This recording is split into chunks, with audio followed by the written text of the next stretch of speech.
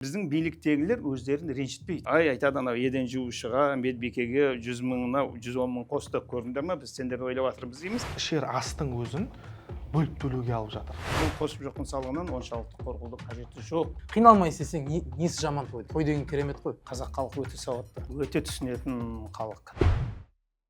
Ассалаумағалейкум, армағайын. Эфирде айту керек жобасы. Бүгін біз қоғамның талқысына түсіп жатқан салық мәселесі туралы сөз етеміз. Және де осы қосылған құн салығы елдің экономикасына, халыққа қалай әсер етеді? Бүгін осыны талқылаймыз. Бүгін бізде қонақта, студиямызда елімізге белгілі экономист Сапарбай Досжанұлы ағамыз. Аға, қош келдіңіз. Сондай-ақ тағы да бір қонағымыз елімізге белгілі кәсіпкер, трейдер маманы Данияр Әлімқұл. Данияр мырза, қош келдіңіз. Бірінші сұрақты Сапарбайға сізден бастайыншы. Жалпы ел алдында қайбір жаңағы әлеуметтік желі болмасын, теледидарда қоса қалса, қосылған құн салығы жайында әңгіме өрбіп жатыр. Қарапайым тілмен көрермендерімізге бірінші түсіндіріп берейік. Қосылған құн салығы дегеніміз не? Сол туралы бір баяндап берсеңіз. Қазақстанда қазір неге бұл мәселе былай күрделі болып кетті дегенде, ақырын содан бастайық та, енді салықтарға кейін өте береміз. Соңғы 5-6 жылда біздің бюджетімізде салық түсімдері көбеймеді. Ал шығындарымыз өсіп бара жатыр. Мәселен, 2024 жылы 21 триллион шығынымыз бар еді. Соның бір 15-16 триллионы салық болу керек еді де, қалған сол 5-6 триллионын бір жартысын 2,5-3 триллионды ұлттық қордан, бір 2-3 триллионға облигация шығарып қаржы алуымыз керек еді. Сол 2024 жылы жаңағы 15-16 триллион жоспарланған салық бар болғаны 12,5 триллион түсті. Біздің квазимемлекеттік кәсіпорындар дейміз ғой. Мемлекеттік меншіктегі кәсіпорындар салық төлегісі жоқ. Лажын тауып, әйтеуір бюджеттен ақша алғысы бар. Сөйтіп 3,5 триллионға ақша жетпей қалды. Оны біз жаңағы депутаттарымыз ғой, енді шешім шығарып, ұлттық қордан жаңағы 2,5-3 триллионның орнына 5,5-6 триллион ақша алдық. Бұл 12 миллиард, 13 миллиард қаржы деген сөз ұлттық қордан. Ұлттық қор кезінде осыдан бір 78 миллиард ақша жиналған еді, жақсы жылдардан 2014 жылға дейін. Қазір біз соның бір 58 миллиард долларға дейін түсіріп жібердік. Азайып кетіп жатыр. Ол енді ұлттық қордың енді қазір оны айтып отырудың қажеті жоқ, ол біздің жастарға деген едік.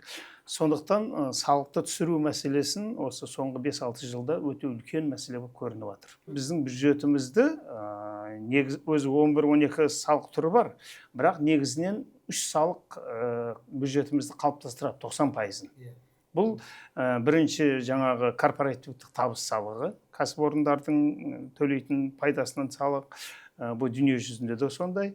Екіншісі қосымша құн салығы, үшіншісі жаңа жеке табыс салығы, адамдардың төленетін еді. Сондықтан басында кәсіпорындарға оншалықты тиіспеді 19 жылы, қиын жылдар еді ғой. Пандемия басталып кетті келесі жылы.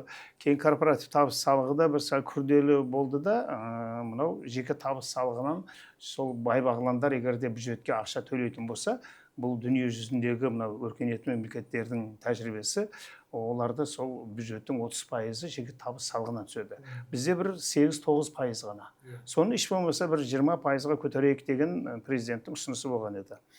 Бірақ біздегі билік, енді олигархтық билік қой, өзінің сол табысынан, жеке табыс салығынан бюджетке, елге, халыққа бөлгісі келмеді. Соны 5-6 жылдан бері, ананы істеуіміз керек, мынау интернет жоқ, салық кодексін өзгертеміз деген сылтаулармен делдалға салып, салғырттық жасап, соны созып келді. Кейін президентіміз 2023 жылы оны жаңағы жеке табыс салығынан салық салынбағаннан кейін корпоратив табыс салығын айтты. Бұлар енді тікелей салықтар ғой. Сөйтіп, біздегі банктер, қорлар, квазимемлекеттік кәсіпорындар, өте үлкен жаңағы шикізат табысатын пайда, өте үлкен пайда көріп жатқан компаниялар 20%-ның орнына 25-30% төлесін әлемдік тәжірибеде деді. 23 жыл болды бұл, ода бір сәл күрделі жағдай еді. Содан міне 2 жыл өтті, ешқандай қозғалыс жоқ. Біздің жаңағы үлкен компаниялар сол елмен, бюджетпен, халықпен бөлгісі жоқ. Олар да әйтеуір сылтау тауып, жаңағы ертең бір күнге салып келе жатты. Содан кейін өткен жылдың соңында енді басталды ғой осы әңгіме. Президентімізге сол енді сол биліктегілер ұсыныс берген болса керек, қосымша құн салығы. Жаңағы үшеудің екеуі болмағаннан кейін қосымша құн салығы. Ал енді қосымша құн салығы бұл тұтынушылардың, яғни халықтың қалтасына қол салу деген сөз. Бұны олар тез осы жаңағы бұқаралық ақпарат құралдарында да барлық жерде айтып, ой, қосымша құн салығы дүние жүзінде 20% екен, 25% екен, бізде 12%, енді анау 2001-2007 жылдарда жақсы заманда 12%-ға түсірген еді. Кәсіпорындар жақсы баға өсіп кетпесін деп. Бізде 12% екен, соны 20%-ға көтерейік, бүйтейік деді. Былай алып қарағанда дұрыс сияқты. Сөйтіп, мынау біздің үлкен корпорациялар президентке соны да төлегісі кеместен 16%-ға түсірді. Сөйтіп, енді 16%-ды қабылдады деп қазір енді бірінші оқылымда айтып жатырмыз.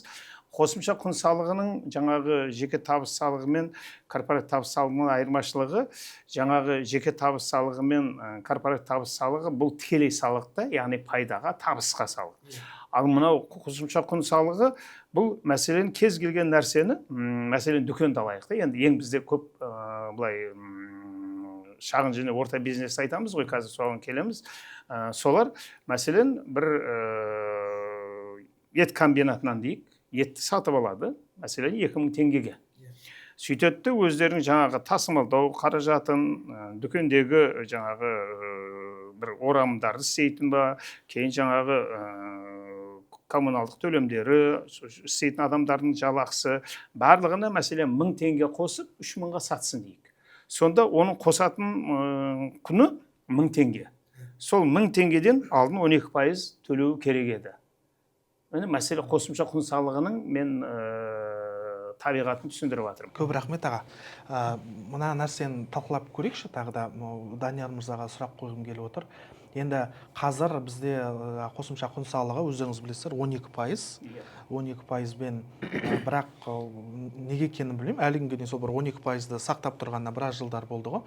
Бірақ айма-ай әлеуметтік азық-түлік болсын, киім саласы болсын бір қымбаттап жатыр. Енді осы тұрғыда Данияр мырза, халықтың әл-ауқатына қазірдің өзінде халық мойындауымыз керек, қарыздан қарыз, қала берді, жаңағы біз кәсіп береді деп жатамыз ғой. Ішер астың өзін бөліп төлеуге алып жатыр. Осы тұрғыда ертең мынау салық өсіп белгіленген процент заң күшіне енсе, халықтың ары қарай әл-ауқаты қалай болмақ, қалай ойлайсыз? Так, бұл нәрсені негізінде халыққа, көбінесе негіз кәсіпкерлерге дұрысынан түсіндіру керек сияқты. Потому что бізде қазір НДС дейміз ғой. НДС өседі деген естіді дағыны уже кәсіпкерлер бағасын қымбаттауға уже дайын отыр. Ол шикізаттың өзін кезінде арзан алып қойғанмен қазір өсетін болсақ, біз қазір қымбат сатпасақ ұтылып қаламыз деп, уже миында сондай да. Сол үшін мен ойлаймын негізінде именно кәсіпкерлер болсын, халыққа болсын осы нәрсені дұрыс түсіндіру керек. Бұл қатты бір экономикамызды, жаңағы бағаны көтеріп кризис қылып жіберетіндей нәрсе емес. Наоборот, біздің қорымызға, жаңағыдай ұлттық қорымызға, мемлекетімізге өте керек нәрсе. Бұл бекерден бекер істеліп отқан нәрсе емес деген сияқты дұрысынан түсіндірме жұмыс жасау керек деп ойлаймын. Ал енді тағы да мәселе мынандай болып тұр. Бізде енді мен өзім Шымкент қаласынан келіп отқаннан кейін, бізде Шымкент қаласында өндірушілер көп. Өндіреді, не қылады. Енді сол кісілер қалай болмақ, оларға қалай түсіндірме болады, қосымша жаңағыдай не бола ма деген сияқты, көмек бола ма деген сияқты мәселелерді көтеру керек сияқты. Жаңағы сен айтып жатқан сұрағың, сол бағалардың өсуі, мынау кейін жаңағы халыққа ең керекті нәрселер, бұл ауыл шаруашылық өнімдері, кейін жаңағы 21 түрлі әлеуметтік бағасы бар, кейін дәрілер адамдарға жаңағы керекті. Оларды кейін археологияны қосып қойыпты, енді ғылым дамысын деген болса керек қой. Оларға қосымша құн салығы төленбейді.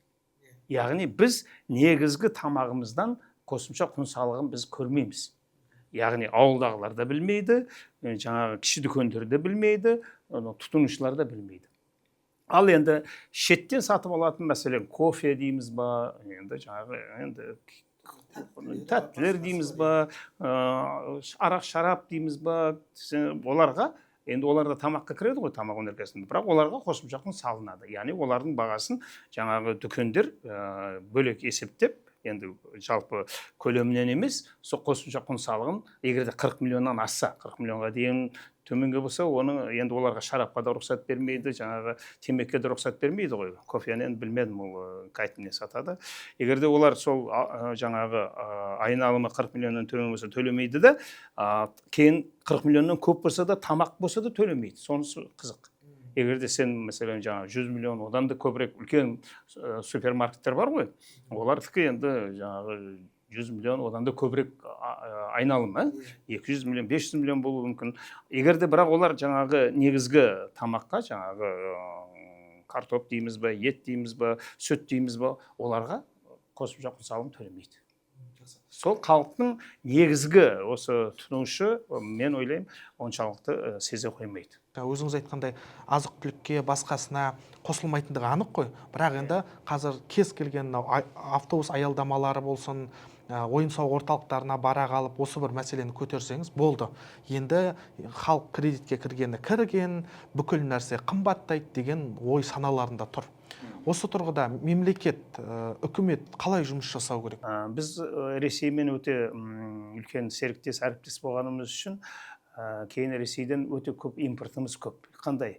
Біз мынау металдың түрлерін, өзімізде металл шықса да, оның жаңағы ассортименті түрлерін Ресейден аламыз.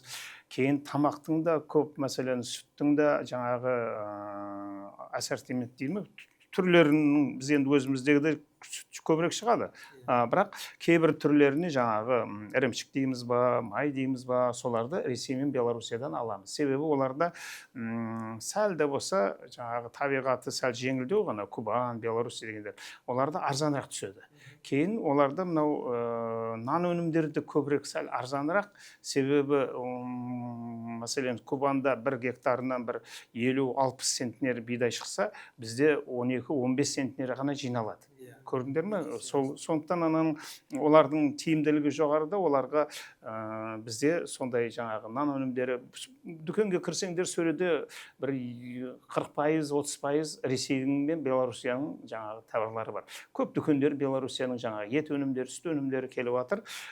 Солар, олардың кегені, оларды енді біздің кәсіпкерлер оларды долларға сатып алады. Енді Ресей рубліне, Беларусь рубліне де сауда істеуі мүмкін, бірақ бәрібір бағаны долларда қояды. Оны мәселен сол рубльде қойып, егерде жаңағы шарт түссең, олар айтады, жаңағы жақшаның ішінде осын долларды жазбайық дейді. Неге? Себебі рубльдің өзі де құбылмалы, теңге де құбылмалы. Оны білмейсің ертең қандай. Сөйтіп долларда жазып қойғаннан кейін, енді жаңағы доллар өсіп жатқаннан кейін кәсіпкерлер де, халық та нені ойлайды? Мен қазір бүгін мынау Беларусияның жаңағы шұжығын ба, етін сатып алсам, егерде бүгін доллар 530 болса, мен кеше 490-дан, я болмасам 500-ден сатып алдым. Бірақ бір кейінгі партиясын қайтып сатып аламын. Егерде жаңағы 500-ден сатсам, мен ақшам жетпей қалады ғой деп, ол жаңағы бірден бағаны қоюға әрекет жасайды. Келесі шығындарында ойлайды бастайды. Кейін, егерде ол мейлі, оны шеттен келетін нәрселер. Ал енді өзімізде өндірілген нәрселерге, негізгі бізде техника, қондырғылар, мына телефон, байланыс бәрі шеттен келеді ғой. Мәселен, үлкен комбайндардың бағасы да өсіп жатыр. Ертең ауыл шаруашылығы өнімдерін өндіргенде олардың өзіндік құны өсе бастайды. Себебі банктан алған пайыздарын төлей бастайды. Кейін кейбір жаңағы өсімдік өнімінде болатын болса, оғанға жаңағы химиялық нәрселер қосылады ғой енді көп. Олардың да бағасы өсіп кетуі мүмкін де, сондықтан ауыл шаруашылығы өнімдерінде бағасы өсіп баруы мүмкін. Олар да ертең күн ойлайды, мен ертең көктемде жаңағы гербицид, я болмасам басқа нәрсені қымбатқа сатып алуым керек. Сондықтан қазір мен сол ақшаны жинауым керек деп, жаңағы сол қараша, желтоқсан, жаңағы қаңтар айларында баға көтерілді. инфляцияға ең негізгі әсер ететін нәрсе біздегі бір 5-10% өте жоғары жалақы алатындар бар. Бағана айттым ғой, жаңағы 5 миллион, 10 миллион, 20 миллионға дейін алатындар бар. Қазпоштаның төрағасы жаңағындай айтып еді ғой. Енді оның мен енді былай біреудің атын атауға менде ондай құқық жоқ. Мәселен, депутаттарымыздан бастап біз енді оларды құрмет қыламыз ғой, өзіміз сайлағанбыз, өте жақсы. Солардан бастап әкімдер, министрлер, квазимемлекеттік кәсіпорынның бастықтары, банктың бастықтары, жаңағы мұнай, металл санап кетсең көп. Осылардың барлығы жаңағы мәселен 5 миллион алдық дейгі, енді орташа 20 миллион айтпай-ақ қояйық. Сол 5 миллионды 10%-ға көбейтеді. Себебі бәрі мемлекеттен ақша алып жатыр. Олар 500 мың қосымша алады. Ол адамның күнкөрісі үшін бір 200-300 мың жетеді. Сонда олар жаңағы бағаны, сұранысты көбейтіп береді де инфляцияны осылар тудырады. Оны президентіміз осыдан 3 жыл алдын осыны түсіндірді, экономистер. Айтты, осы жаңағы биліктегілер мораторий, сендердің аяқтарын көтермеңдер деді. Шектеу қойып. Олар шектеуді айналып өтіп, 2 есе көбейтіп жіберді. Мен енді бюджеттен хабарым бар. Мәселен, сол жаңағы министрліктерді, я болмасам әкімшіліктерді қаражатын көреміз ғой. Әр жылы жаңағы 10% индексациясы болса, олардікі 20-30%-ға көбейіп тұрды. Себебі жаңағы мен бір дерек оқып қалдым, кейін біреу айтты оны дейді, егерде сізді тексерсе. Мен айттым, мәселен, қаржы министрлігі жаңағы желтоқсан айында 3 айлық жаңағы сыйақы берген. Бүтін халқына. Ол бүтін бәріне жайылды. Кейін Жамаубаев басқа жаққа өтіп кетті, бірақ енді ол істеп кетті. Сондай біздің биліктегілер өздерін ренжітпейді.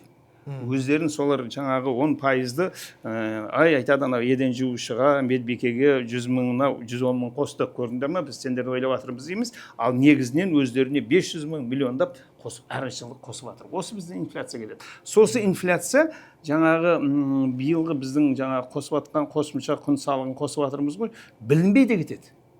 Бізде 10% инфляция болып жатыр. Ал мен жаңа түсіндірдім, мәселен осы телефонды алатын болсаң, сен 250 мыңға сататын болса, ол бар болғаны бір 6 мыңға ғана көбейейін деп тұр. А инфляция 10%, ол 250 болса 25 мыңға көбейейін деп тұр әр жылы. Шетелден келген үшін доллардың өсуіне 25 мың, 30 мың, ал қосымша құн салығына 6 мың кетеді. Сондықтан жаңағы премьер-министрдің орынбасары ғой, енді экономика министрі Жұманғарын айтып жатыр. Бұл 2-3% ғана биыл әсер етеді, а келесі жылдары уже әсер етпейді. Тек қана инфляцияның өзі қалады. Сондықтан бұл қосымша құн салығынан оншалықты қорқудың қажеті жоқ деп айтып жатыр. Енді түсінікті болды деген ойдамын. Жалпақ тілде қарапайым халыққа. Енді осы тұрғыда қанша дегенмен жаңа ағамыз айтып отқандай қатты әсер етпейді дегеннің өзінде шетелден келетін тауарлар бар, қала берді, қондырғылар, техникалар бар бізде енді. Көп қой енді шерастан басқасын барлығы шекарасып келіп жатқаны анық. Енді киім дейік. Қалай ойлайсыз, бізге енді қайтпек керек, халық түсініп жатыр. Бұрынғыдай жаңағы қанша байбалам салғанымен процент көтерілетінін, кейбір заттардың қымбаттайтынын, етек жеңімізді жиятын уақыт келді ма? Қалай ойлайсыз? Халық түсіну керек, что кішкене ойын сауықты қысқартып, қаржылық сауаттылықты артырса, той, анау-мынау дегендерді қысқартса, өз шығынын есептеп четкий болатын болса, негізінде қатты әсер етпейді. Главное, әйтеуір расходтарды азайту керек. Расходтарды азайтып, тиімді ғана бас салып, кредитпен жабу деген нәрсені тоқтататын болса, сол кезде барлығы жақсы болады. Данияр мырза, енді Шымкент дегенде бірден ойға түсетін дүние бұл жаңағы халықтың кең пейілділігімен қатар, қонақжайлылығымен қатар той мәселесіне келгенде. Шымкенттен асып кететін той жасап жатқан адамдарды мен көрмедім. Осы уақыттан өзімде оңтүстіктің жігітімін ғой енді.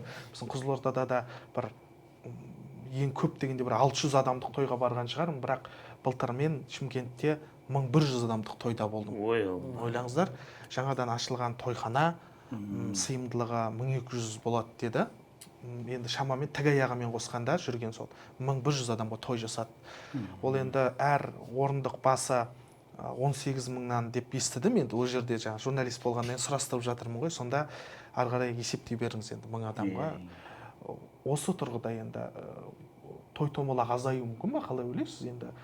Ол жаңағы тойдағы, ресторандардағы бүкіл мынау құрылғыларымыз бар ма, қала берді мынау үстелдеріміз бар ма, жабдықтардың барлығы шетелден келетін анық. Біздің қазақта той еш нәрсені тоқтата алмайды деп той айтамыз, думанда айтады ғой, иә, қазақтың той той думан. бітпесін деп Иә. астына жазып қойған. всегда қазақтың той бітпесін дейді. Иә, той болған жақсы ғой. Егер де сенің қалтаң соған позволять етіп отырып, кредит алмай, өзің кәдімгідей өз қаражатыңа от души істеп жатсаң дейді, былай айтқанда, қарапайым тілмен айтқан кезде, қиналмай істесең несі жаман тойдың? Той деген керемет қой. Туысқандарыңды, көрмеген адамдардың барлығын көресің. Ал бірақ қазіргі состояниеда мен айта алмаймын, халықта бір асып байып жатқан ешкім жоқ. Барлығы амалсыздан, барлығы анау тойына шақырды, неге мен істемедім, жалғыз балам деп кезінде мен де тойым істеген. Так ол кезде бір жағдайымыз бір мықты болған жоқ. Просто бізде енді жұрт не дейді екен деген әңгіме ғой. Біздің қазақта өлтіретін сол жұрт не дейді екен, жұрттен қалам ба, кредит алсам да мен саған істеп беремін деген сияқты, ұят болмасын деген сияқты. Еще тойдан бөлек енді бізде қазақпыз қалың мал деген нәрсе бар. Қалың малы бар, ана сүті бар, құдалығы бар. Ол үшін кете береді. Енді главное әйтеуір анау қалың мал демекші, қалың малдың өзін хотя бы былай бастаса деп ойлаймын да. Қалың малды жаңағыдай той жасамай, лучше тойға кеткен ақшаның жаңағыдай ипотекаға, первоначальный взнос қылып ертең тұратын, ертең үйленіп алып, той жасап алып, ода тұратын жер таппай жүреді. Бөлек кеткен десе кете алмайды. Сол сияқты мәселелер өте көп. Ол именно тойдың мәселесін келетін болса, ол айтатын көп мәселе бар. Жаңа бір сөзіңізге жаны бар. Қазір енді үнемдеу енді жастар арасында бір трендке айналып келе жатыр ма деп ойлаймын. Жақында осы бір 6 айдың көлемі болып баспаналы алдым осында. Астанадан баспана алып, енді барлығымыз білетіндей ипотека ғой, оны жасыратын жоқ. Мынау сату бөлімдерінде құрылыс компанияларда жастар өте көп. Сол жерде енді замандастарымен жаңағы тілдесіп қалған жайым бар. Сол кезде үнемдеп жинадық, 3 жыл жинадық, келіншегіміз екеуміз алғашқы жарнаны 5 миллион, біреулер 2 жыл жинадық. Осы үнемдеу жайында сөз қылайықшы, қаншалықты халық қазір түсініп келе жатыр, ақшаны қалай жинап жатыр. Енді елімізге белгілі экономистен сұрайыншы, аға, сіз ақшаны қалай үнемдейсіз, қалай сақтайсыз, инвестиция дейміз, қалай көбейтіп жатсыз? Енді елдегі экономиканың тілін сізден артық білетін адам жоқ шығар енді. Осы нәрсені қалай, аға, сіз ақшаға деген көзқарасыңыз, үнемдеуіңіз бар, инвестиция жағын? Енді мен ақшамен 1980 жылдардан бері шұғылданып келе жатырмын, енді қаржыгер ретінде, маман ретінде. Осы сұраулар өте көп беріледі. Мен былай айтар едім, біздің қазақ халқы анау айтқан осы кейбірақтарда айтады ғой, ол қаржылық сауаттылық керек анау дейді. Қазақ халқы өте сауатты, өте түсінетін халық. Мәселен, бірақ мысал ретінде айтайық, 24 триллион ақшаны депозитте сақтап отыр олар. 24 триллион ақша. Бұл бір 50 миллиард доллар деген сөз. Біздің анау жаңағы ұлттық қордағы ақшаға жақындап қалған ақшаны халықтың өзі ұстап тұр. Әрине бұл жерден де айтуы мүмкін, көбі жаңағы бай бағландардың ақшасы деп. Бірақ орта қолды адамдарда ақшаны депозитте сақтауға Қазақстанның бар. Бірақ енді мен Даниярдың сөзіне тола қосыламын. Жаңағы бізде осы бір жұрт не айтады, не жұрттан кем қалмайық, намысқа тырысып, осы бір жаңағы ысырапшылдыққа жол беретініміз бар. Енді соны аздап болса бір жолға салу мақсатында мынау соңғы кездердегі Аманат партиясы да, телевидениедағы, я болмасам жаңағы бұқаралық ақпарат құралдарында сол ақшаны үнемдеп істеу мәселесіне өте көп көңіл бөліп жатыр. Бұл өте дұрыс деп есептеймін. Себебі жаңағы бүгінгі күндегі жастарымыздың көпшілігі мынау оқып, шетелдегі хабарларды көріп, шетелде қайтып үнемдеп жатыр екен. Неге мәселен жаңағы Германия сияқты бай мемлекеттер жаңағы суды 2-3 рет пайдаланар екен деген нәрселерден хабары бар ғой. Сондықтан мен ойлаймын, біздің бүгінгі күнде Қазақстанда табысы енді мен осы жерде бір нәрсені және айтып кетуім керек. Халқымыз 20 миллион ғой. Соның 2 миллионға жақыны, енді біздің ресми деректерде 1,2-1,5 миллион дейді. 2 миллионға жақын бұл осал, мұқтаж жандар. Бұларға ақыл айтып, сен ақшаны үнемде деп айтудың орнында оларға жәрдем беру керек. Осыны мен айтып алайын. Себебі кейін мынау 18 миллион халық туралы қазір сөйлесем, айтады, мен тамағыма жетпей тұрғанда сен экономист болып алып үнемде дейсің. Қайтып үнемдеймін, мен жаңағы өзің айтқандай Каспий ретке бару, мәжбүр қарым тойдырып, балдарымды киім әперемасам, мектепке жинай алмасам деген әңгіме бар. 2 миллион адамның жаңағы қажеттілігін үкімет орындау керек. Олар ойлау керек, жаңағы зейнеткерлер ма, жұмыссыздар ма, көпбалалы ма, мүгедек па, жетім балалар ма, олардың үкімет ойлап, жаңағы бізде жаңа семьялық кодекс қабылданды, соларды ойлайтын нәрсе. Енді қалған 18 миллион адам не істеу керек? 18 миллион адамның егерде, мәселен, табысың әрбір адамға бір 100 мыңнан адамға, мен семьядағы мәселен 4 адам деп есептейік, ортада 400 мыңдық сен орташа жалақы есептелінеді бір адамға. Мейлі әйелі істесін, я істемесін, сол 400 мың алатын болсаң, әрбір адамға 100 мыңнан туыр келетін болса, сен 80 мыңына жасай аласың, 20 мың үнемдеп, соны депозитқа қоюың керек. Бұл бірінші. Енді оны депозитқа қоясың ба, егерде сенің одан сәл көбірек табыс табатын болсаң, жаңағы бағалы қағаз деген бар ғой, дивиденд дейді, енді ол күрделірек. Онда сен сәл де болса қаржылық сауаттылығың болуың керек. Сен халық банкінің акциясын аласың ба, жоқ Қазақмыстың акциясын аласың ба, жоқ шетелдік, мәселен, жаңағы Microsoft'ың акциясын аласың ба. Қазір күнде кез келген дүние жүзі Шанхайдың да жаңағы биржасынан сен акция сатып алсаң болады. Сондай мүмкіндіктер бар. Бірақ оған сен ақылмен жұмыс істеуің керек. Қай кезде сатуың керек, қай кезде алуың керек. Мен бір мысал айтайын. 2011 жылы Қазақ Трансойл деген компания, бұл мұнай тасушыларды, солардың жекешелендіру үшін олардың акциясын шығарды. Акциясын бұлай есептеп көрді де 925 теңгеден екен. Бірақ халықты қызықтыру үшін 725 теңгеден сатты. Сонда мен де біраз сатып алдым сол кезде. Сөйтіп қарасам жақсы өсіп бара жатыр. Енді 925 қой. 1000 болды, 1125 кезінде тоқтай бастады. Енді мен өзім қаржыгер болғаннан кейін қарасам жаңа график өспей жатыр. Тез бардым да сон 1125-тен сатып жібердім. Бұл Қазақ Пошта біздің брокер. Жаңағы сөйтіп жаңағы сонда 725-тен алсам әжептәуір не қылдым, кейін көлік алдым. Жаңағы ипотекаға төлеп жаттық, сол кезде ипотекам бар еді. Бірақ кейін ол түсе бастады. Қазір күнде жаңағы 925 сондай өзінің бағасында тұр. Көрдіңіздер ме? Соны бұл енді бірінші депозит, екінші бағалы қағаздар, енді үшінші мынау Данияр сияқты бизнеспен шұғылдану керек. Ал енді бизнеспен шұғылдану үшін сенің біліктілігің болу керек, сенің мүмкіндігің болу керек, сенің ішкі бір жаңағы не дейді, түн жарымда ұйықтамастан бір нәрсені ойлап есептейтін мүмкіндігің болу керек. Ол енді біздің жаңа 18 миллион халықтың барлығында бар деп айта алмаймыз. Көп болса 1 миллион, 2 миллион болған шығар. Олар бизнеспен шұғылдансын. Көрдіңіздер ме? Сонда үшеу: банкке депозит салу, бағалы қағаздармен шұғылдану, я болмаса бизнес. Енді жаңағы үй алып қою, ол да бизнеске жатады. Мәселен, мен білем, бір әжептәуір дәулетті адамның 14-15 пәтері бар. Ондай деректер шығып жатыр. Олар әсіресе анау пәтерлерін қымбаттаған кезінде көп пайда тауып қалды. Ол да өзінше бизнес. Ол үшін жаңағы Данияр сияқты әрекет жасап, қай жерде өсіп жатыр, не істесе екен деп ол әрекет жасау керек. Енді негізі осы. Енді әрбір адам басына 100 мыңнан деді ме? Егерде әрбір адам басына миллионнан ақша түсетін болса, ол ақшаны бір 3-ке бөлу керек.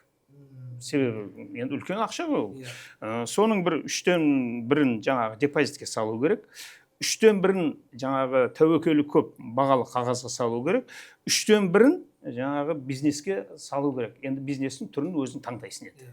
Мәселен, ауылдан әкеліп ет сатасың ба, жоқ үй сатып аласың ба, жоқ жаңағы бір көлік алып біреуге міндіріп қойып соның жаңағы ақшасын алып жинап отырасың ба, болмаса бір ғимаратты алып ол ғимаратты жаңағы жалға бересің ба, түсінікті. Яғни депозитте 1/3, депозит жаңағы бағалы қағазда 1/3, кейін жаңағы бизнеске. Осы жерде бұрын мен айтушы едім 4-ке бөліңдер деп. Шетел валютасын алыңдар деп шем. Қазір енді оны соңғы бір 3-4 жылда айта алмай қалдым. Неге? Себебі доллар, евроның жаңағы депозиттігі 1%. Қазір бұрын халық былай еді, жаңағы 24 триллион депозиттің 50% долларда еді, 50% теңгеде еді. Қазір 70-75% теңгеде болды, анау 20-25% ғана долларда қалды. Себебі долларды біздің ұлттық банк бір қалыпты ұстап тұр, өте дұрыс бұл нәрсе. Ол 1% болғаннан кейін сен жаңағы теңгеге сап қойсаң, жылына 15%-дан, қазір 15%-дан беріп жатыр. Каспий банк, басқа балалар, по-моему, бір-екеуі 17%-ға дейін беріп жатыр. Енді олар тәуекел көбірек. Мен соны айтушы едім. Енді егерде тәуекелге барғың келсе, жаңа 4-ке бөл. 4-тен бірі теңгелік депозитта, 4-тен бірі валюталық депозитта, 4-тен бірі жаңағы бағалы қағаз, енді оған қаржылық сауаттылық керек, 4-тен бірі бизнесте. Енді егерде 100 миллионнан теңгеден артық табыс табылатын болса, оған кеңес керек емес, қайта одан кеңес алуымыз керек. Аға, сізге осы жерде бір сұрақ қойып жіберсем. 3-ке бөлу керек, 4-ке бөлу керек деп жатсыз ғой. Осы 3-ке бөлгеннің өзі, например, диверсификация дейміз ғой енді. Диверсификация. Бірақ осы 3 жолды айтып отырсыз, осы 3 жол рисксіз ба барлығы? Без риски ма или бәрінің? Мынау депозит рискі жоқ. Рискі жоқ па депозит? Себебі 5 миллионға дейін, қазір 10 миллионға дейін кепілдендіру қоры бар. Егерде банктың өзі банкрот болып қалғаны өзінде, бізде енді қазір банкроттар деген нәрсе жоқ.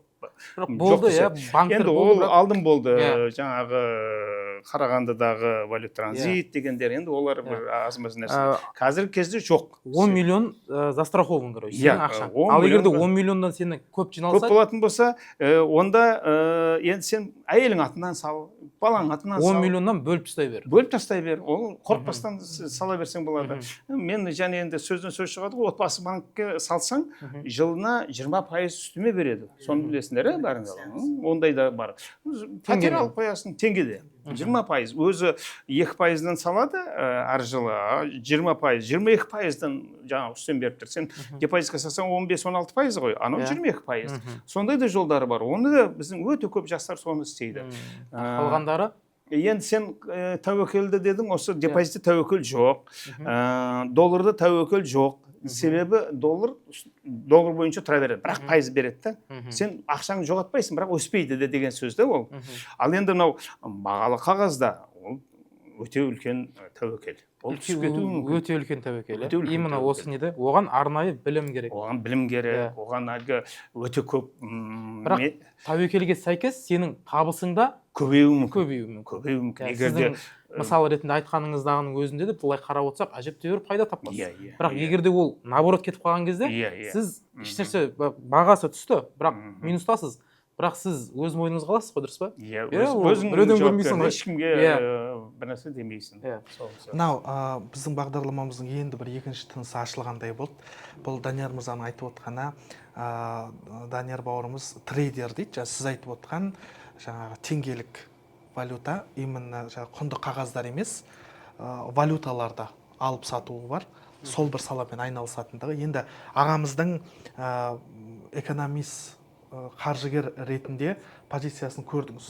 Сізден сұрайын, Данияр мырза, енді қазір жаңа көкейдегі сауалдарды қойып жатсыз ғой.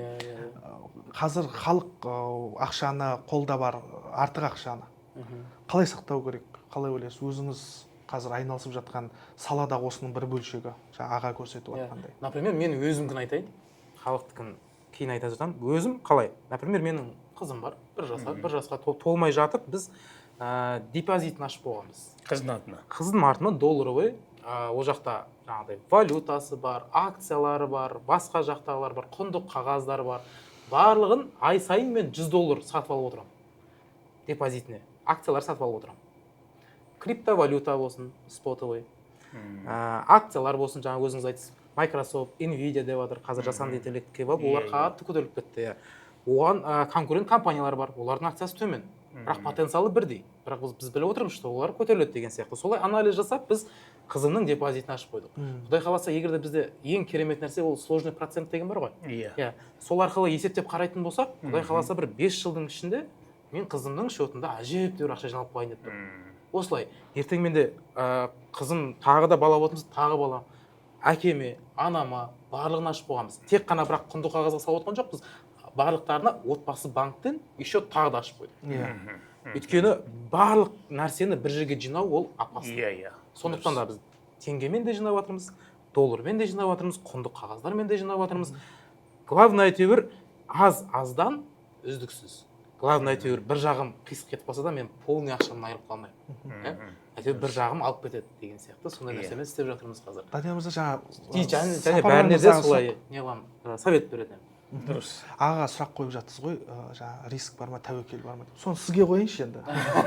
Осы сіз айтып отырған салада. Енді қараңызшы, бұл жерде, например, ағамыз депозитте риск жоқ деп жатыр. Негізінде әлем бойынша риск жоқ деген нәрсе жоқ. Барлығында негізінде өзіндік бір рискі бар. Негізінде. Депозитті алайықшы жаңағыдай. Егер де бір қатты кризисный момент болып, бір жаман бір дүние шығатын болса, сен қазір депозит құрмас, ақша керек емес болып қалатын моменттер де болады ғой. Оның өзі риск. Рисксіз нәрсе жоқ. Кім? Орыстарда бар мақал, кто не рискует, тот не пьет шампанский деген сияқты. Сен тәуекел жасаған сайын, сенің де алатын табысың да, ырзығың да көбейе береді. Сондықтан да рискті өз мойнына алып үйрену керек деп ойлаймын. Рискті рисковать еттің ба? Иә, рисковать еттің, бірақ өз мойныңда деген сияқты. Осы мен Даниярдың сөзіне қосыламын да, бірақ қазақ халқы жаңағы қаржыны түсінеді, ипотеканы түсініп қойдық қой біз, жайлап барлығымыз. Тек кейбір уақыттарда сол жаңағы тәуекелге барамыз деп, жаңағы пирамидаларға түсіп қалғанына мен ашынамын да. Осы өзімде сол көп таныстарым, жұмыста біргеліктер, солар мен енді қаржыгер деген кемемен келіседі ғой, сұрайды, ағай, осындай бір ақша сұрап жатыр, 3 айда 2 есе қайтарар екенмін деген сөздер болады да. Мен айтамын, айналайын, мынау банкке салғанда сол 15%-ын сен көңілін тыныштандыр. Сен жаңағы акция майлыға бармай-ақ қой деймін да.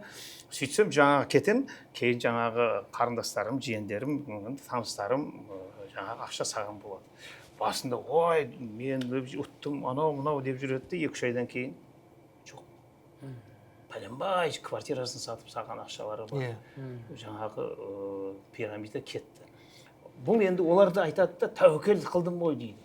Айналайын, сен тәуекел қылатын болсаң, енді білетін адам тәуекел қылса болады. Мына Данияр бизнесмен, трейдер, ол саудамен біледі, қай жерде күнде жаңағы егерде Уолл-стрит, жаңағы Лондондағы, қарасаңыздар, жаңағы бір ақылды еркек адам, әжептәуір бір 8 экран алдында тұрады. Солар неге қарап отырады? Себебі кімнің ана Шанхайда қымбат болды, мынау Астанада арзан болды, Лондонда мынандай болды, Франкфуртта болды деп тез ақшаны тастап үйтіп отырады.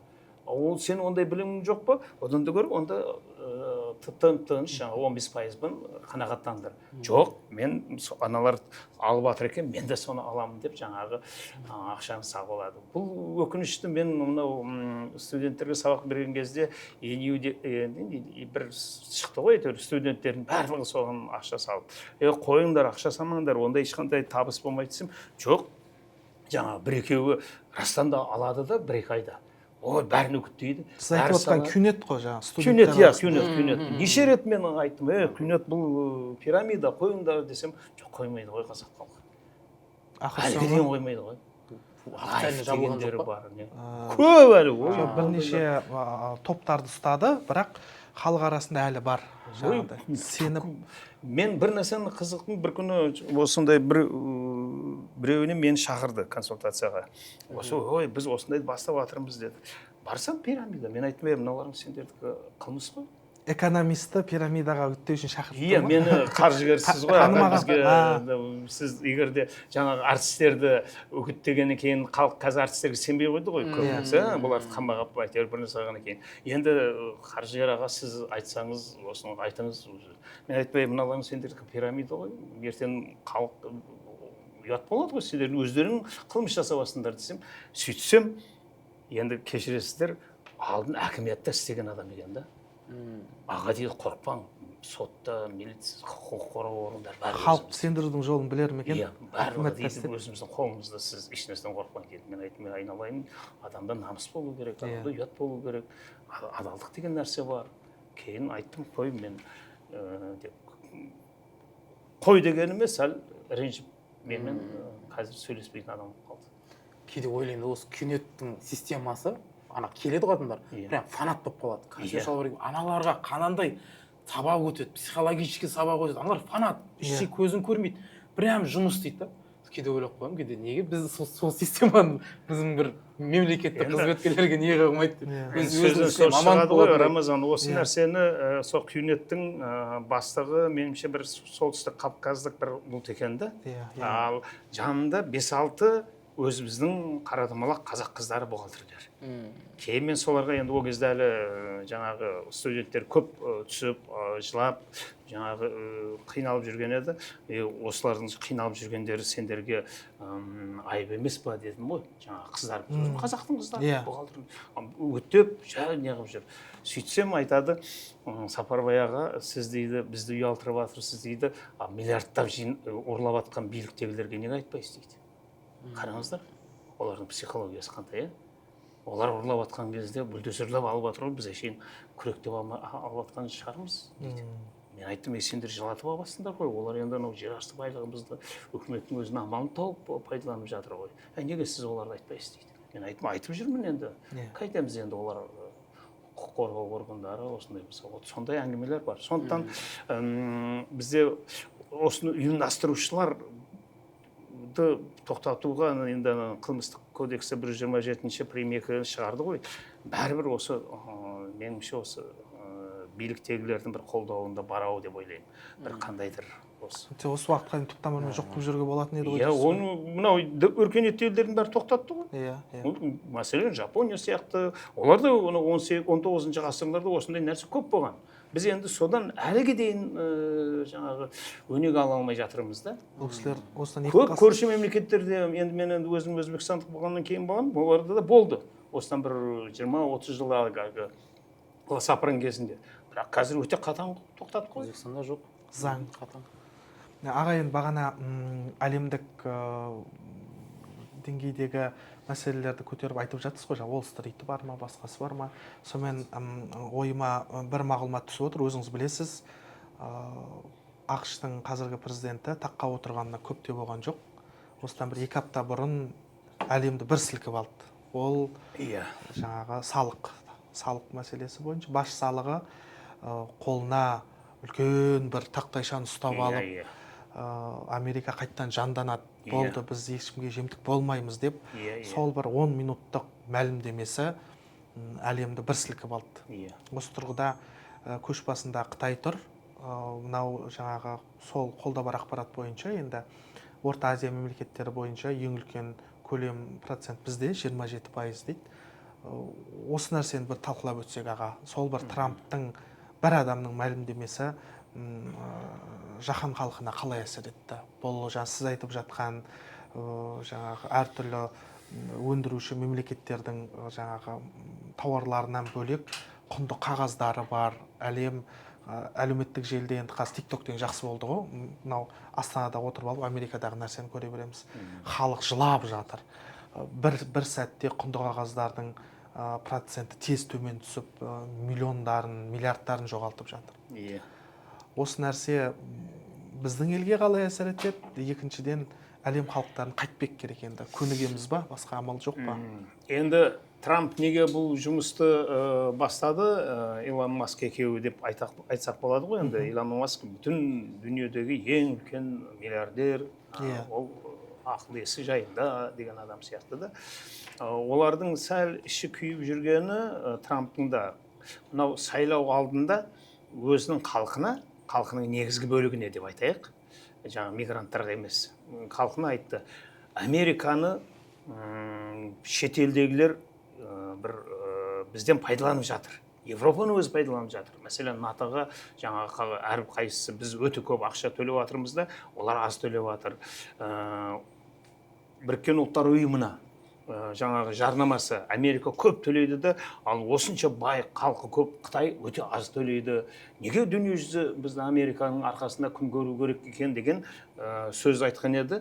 Жаңағы жұрттың бәрі ойлаған еді, Камала Харрис демократ президент болады, ақыл-ес жайында барлығы. Мынау осы халықтың бір не дейді, өзінің халқының, Америка халқының барлық халқының, солардың ең бір нәзік жайын ұстап алды. Сөйтіп уәде берді. Мен деді, Американы ертең ұлы бұрынғыдай қайтарам деді. Ұлы дегенді қандай? Осыдан бір 40-50 жыл алдын Американың дүние жүзіндегі жалпы ішкі өнімдегі үлесі 33-35% еді. Яғни дүние жүзінің 3/3 бір ғана мемлекеттің қолында еді. Қазір сол 25-26%-ға түсіп кетті. Қытай көбейіп кетті, Жапония деген, Индонезия, Австралия дегендер көбейіп күшейді ғой. Сөйтіп бұл енді айтып жатыр. Неге? Себебі Америкадағы өндіріс жаңа Қытайға, Индияға, Бразилияға көшіп жатыр.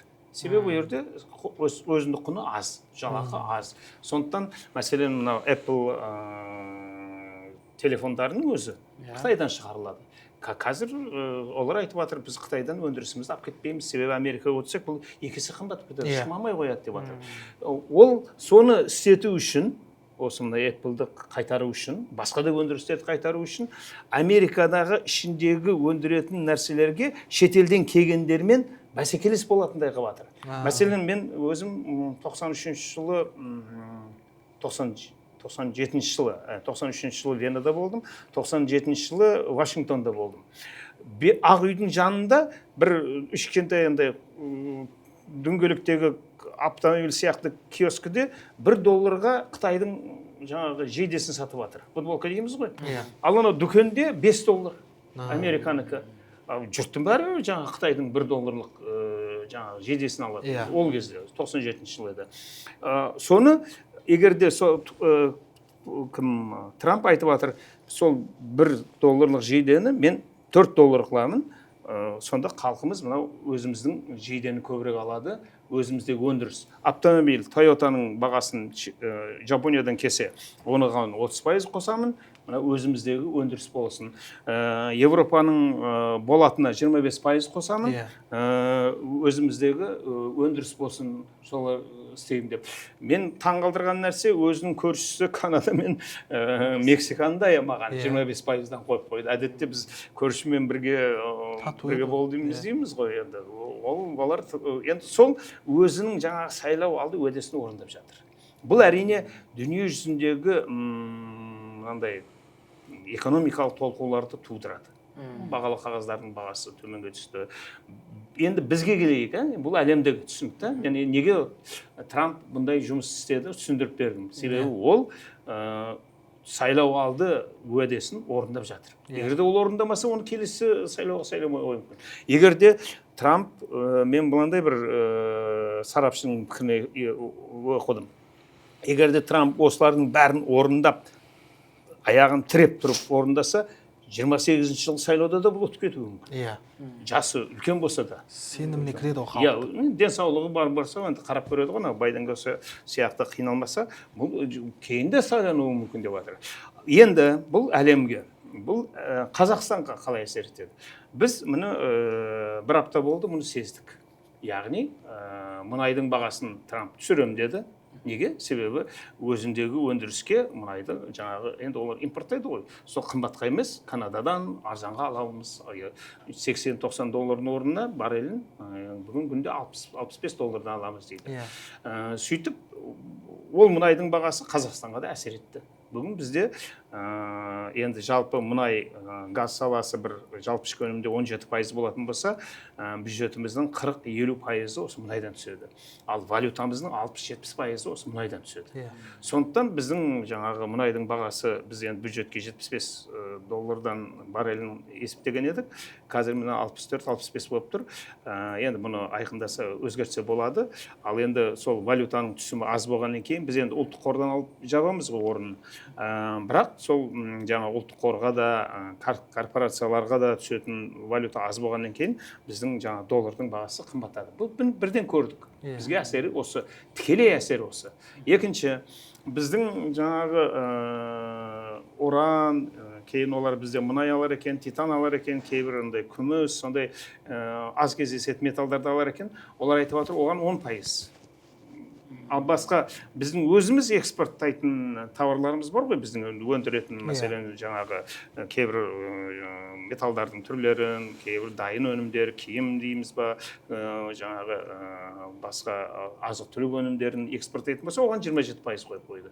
Сонда кейін мен сол жаңағы Америка құрама штатынан келген бір маманнан сұрадым. Неге мына Орта Азиялық республикаларды ешқайсында жоқ та, бәрі 10%-дан Қазақстан не жазды десем, Қазақстан олардың дерегі бойынша Америка құрама штаттарынан біз құс етін импорттаймыз. Соған 54%-ық төлем, кеден төлемін қояр екенбіз деп, оларда сондай дерек бар екен. Бізде ондай нәрсе жоқ. Бізде жаңағы енді Евразиялық экономикалық одаққа кіргеннен кейін Америкадан алатын сол құс етімізге 12% қосымша құн салығымыз бар, 10%-ық жаңағы кеден төлемі бар, 22%. Ол соның жартысы 11% еді. Яғни дүниежүзінде салынған 10%-ның өзі қалар еді. Ал қандайда біреу соны түсінбестен 54% деп оларға түсіндірген. Бұл енді мен ойлаймын біздің сыртқы істер министрлігі мен сол Америкадағы экономикалық елшіліктің экономистері бар. Солардың салғырттығы. Солар осыны басқа елдердің бәрі түсіндіріп, бізде ой Америкамен доспыз, біз сендерден алатын нәрсеге салықты онша көп салмаймыз, бар болғаны саған 20% деп түсіндіру керек еді. Ал біздікілер ұйықтап жатқан болса керек, сол 54% деп өтіп кеткен, сөйтіп олар 54%-ын 27% жартысын қойып отыр. Америка әлі де болса әділетті дегендей, сендер 54% қойғаныңдар, біз енді 27% қойып жатырмыз, сендер енді кіші мемлекетсіңдер ғой, мәйлі, сендерді аяп жатырмыз дегендей сөйлеп жатыр жаңағы маман. Мен айттым, ондай нәрсе жоқ қой десем, онда не қылып сендердің сыртқы істер министрліктерің ол жердегі елшілік ұйықтап жатыр дейді. Бір адамның қателігі үшін бір мемлекетке. Енді оны қателік демесек қалай десек болады? Бізде әлгі неподизм, таныс біліспен біреу отыр, ұйықтап отырды, өзіне енсін қылып. Оны қателік қағат. Алдағы уақытта өзгертуге болады ма, болмайды ма? Енді қазір сонда 180 мемлекеттің бір 80-іне осындай қойған. Бәрін емес, бәріне 10%-дан. Соның 80-нің 70-і қазір сөйлесіп жатыр. Кешіресіңдер, біз бұндай Америкамен қарсы емес, біз сендер төмен түсіреміз деп. Біздің де енді елшілік соны істеу керек. Бірақ енді Американың Европа мен Қытайға жаңа өзінің көршілеріне тісін қайрағаны қатты кетіп жатыр енді. 184-еді, кеше 125-ге дейін шығарды. Бұл енді жалпы сауда Қытай мен Америка екеуі тоқтайды деген әңгіме. Бұл өте үлкен. Оның жанама әсері Қазақстанға тиетін. Себебі Қытай егерде өндірісі азғантай төменге түсетін болса, олар бізден алатын шикізаттарды алмай қоя салады. Азырақ алады. Ол біздің өндіріске әсер етеді. Жақсы, Сапарбай мырзаның ағаның жаһандық осы экономиканың Трамптың әсерін түсіндіріп жатыр ғой енді ағамыз. Сіздің салада бірден бір жаңағы тікелей әсер еткен бәріміз көрдік. Әлеуметтік желіде де өте көп осы бір трейдинг саласымен айналысатын адамдар дабыл қағып жатты. Басынан бастап айтып берсеңіз қалай болды?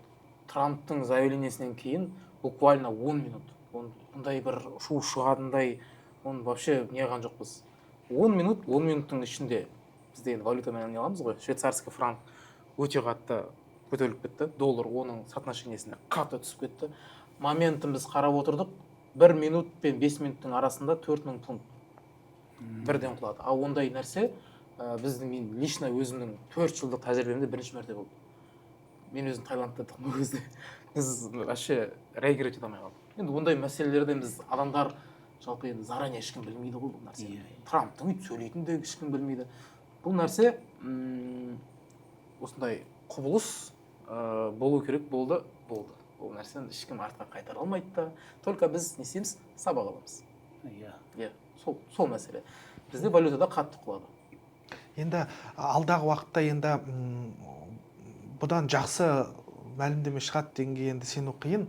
Ары қарай не істеу керек енді эксперт ретінде, маман ретінде? Например, сол моментінде мен өзім личный депозитім 40%-ке қысқарып кетті. Полный жол бойынша 40%-ке қысқарып кетті. Алдағы уақытта енді высокорискованныйлардың бәрін қысқартып, уже рискті төмендету, бұрынғыдай болмайды уже. Рискті барынша біз төмендетеміз. Неге? Пока Трамптың кезінде любой сөзі ол қатты әсер етуі мүмкін. Сондықтан да алдағы біздің миссиямыз, өзімнің компаниямның миссиясы бұл рисктерді төмендету. Уже, например, адамдар менің счетымда $1000 болатын болса, уже $1000 емес, мен уже $300, $200 деген сияқты. Осы бағана енді Сапарбай мырзаның айтқан 1/3 бөлігін депозитке салу керек деген секілді. Әртараптандыру, диверсификация деген ғой. Сіз енді мына жақтан қысқарттыңыз ғой, енді көлемін қысқартып, қалған бір бөліктерін басқа да бір облигация деп жатамыз, ойда жоқ па? Иә, қазір көбінесе енді жас буын болғаннан кейін көбінесе мен крипто активтерге саламын. Бірақ именно крипто актив халям-малям мен анау емес, кәдімгідей әлеуметтік крипто решать ететін мәселелер болады. Кәдімгідей крипто жаңағыдай проблеманы шешетін крипто болса, сол жаққа инвестиция саламыз. Және де жасанды интеллекттерге. Қазір енді өздеріңіз біліп отырсыздар, қазір замандамын жасанды интеллекттер өте қатты отыр. Біздің өзіміздің компаниямызда да жасанды интеллекттермен тығыз қатты байланыста отырмыз. Қазір енді біздің Астана Хаб өте қатты қолдау білдіріп отыр. Сол қолдауды қазір біз ұстап қалмасақ, бізде Қазақстан осы енді ойым енді өзім, осы жасанды интеллект болсын, заманауи сала болсын, осыны ұстап қалсақ, біз Қазақстан ертең әлемдік аренада бір ойып тұрып орын алатын сияқтымыз. Жақсы. Сапарбай мырза, мына нәрсені тағы да бір шолып өтейік. Егер де қосылған құн салығы 16%-ға көтерілсе, енді ұлттық экономика министрлігінің мәлімдеуінше, сәйкесінше жәрдемақы болсын, зейнетақысы болсын, мынау жаңағы стипендия дейміз, шәкіртақы бәрі көтеріледі деді. Бұл инфляцияға байланысты, базалық ставканың көтерілуіне деген секілді. Бұл енді жәрдемақының көтерілуі халықтың әл-ауқатын жақсарта ала ма, қалай ойлайсыз? Енді бұл сұрақтың сұрағы жоқ, жақсарта алмайтындығын түсініп отырмын, мен енді өзім журналист ретінде. Қанша жыл сайын әйтеуір көтереді, жаңағы айлық есептік көрсеткіш көтерілген сайын аз-маз болса да көтеріліп жатыр, бірақ халықтың әл-ауқаты көз көріп отқан, халықтың әл-ауқаты қазір көтеріліп отқан шамалы. Енді мынау қосылған құн салығы көтерілген жағдайда ары қарай әл-ауқат қалай болмақ? Енді бұл жерде мынау мен бағана осыны қысқаша айттым ғой, индексация дейміз ғой, жаңағы ең кіші жалақы өзгеру керек еді, 85 биыл өзгермеді, алдыңғы жылдары өзгерді. Жаңағы ең кіші есептік көрсеткіш 3962-ге көбейді. Жаңағы ең кіші зейнетақы дегендер өсіп жатыр. Соны әр жылы біз 8-10%-ға көтереміз. Инфляцияның жаңағы жағдайына қарап. Енді дұрыс айтып жатсың, егерде инфляция былай кейбір нәрселерге бір 15% болса, соманы көбірек пайдаланатын адамдар 10%-ға индексация болды ғой, сонда жаңағы 5%-ға оның сатып алу қабілеті төмендеп жатыр. Халықтың көпшілігі сондай жағдай. Орта, әсіресе орта тап бізде сәл кедейленіп жатыр. Ашық айту керек. Енді, бірақ егерде біз осы мен мынау Қырғызстанның монетарлық саясатына бір таңғалам деймін ба, қалай десем болады, қолдаймын деймін. Оларда бұл индексация жоқ. Еңбек өнімділігімен ғана өзің жаңағы жалақыны көтер. Сен егерде бюджет ұйымы болсаң, 10 адам істеген болса, оны 8 адам істесін, сөйтіп үнемдеп көтеру керек. Сондықтан олардың $1 бүгінгі күнде 88 сом. Қырғыздардікі да. Қырғыздар сондай қатаң монетарлық саясат жүргізіп жатыр. Бірақ біз енді сәл де болса әлеуметтік, сол жаңағы бюджет ұйымдарының, әскерлерді, мынандай бюджеттен қаржылатын полиция дейміз ба, солардың барлығын жаңағы жалақысын көтеруге үйреніп қалдық. Оқытушылар бар, дәрігерлер бар. Олар қосқаныңмен жаңағы инфляция бәрібір сен айтқандай жеп қойып жатыр да. Сондықтан олардың жағдайы бір қалыпты тұр. Егер де оны көтермегенімізде, жаңағы Қырғызстанға ұқсап, халқының бір жастарының бір 30% мүмкін Ресейге барып жұмыс істейтін болып қалуы мүмкін. Көрдіңіздер ме? Осы екі қауіп бар.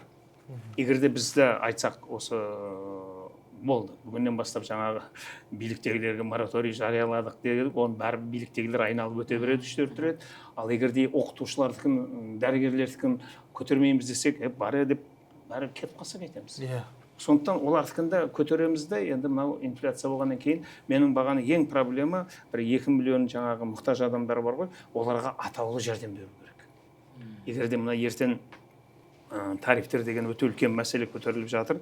Егерде тарифтер көтерілетін болса, біз коммуналдық төлемдерді бәрін көбейеді ғой. Сонда олардың сол жаңағы сумен шұғылданатын, газбен шұғылданатын, электр энергиямен шұғылданатын, жылумен шұғылданатындардың жалақысы көбейіп, табысы көбейеді де, олар салықты көбірек төлейді бюджетке.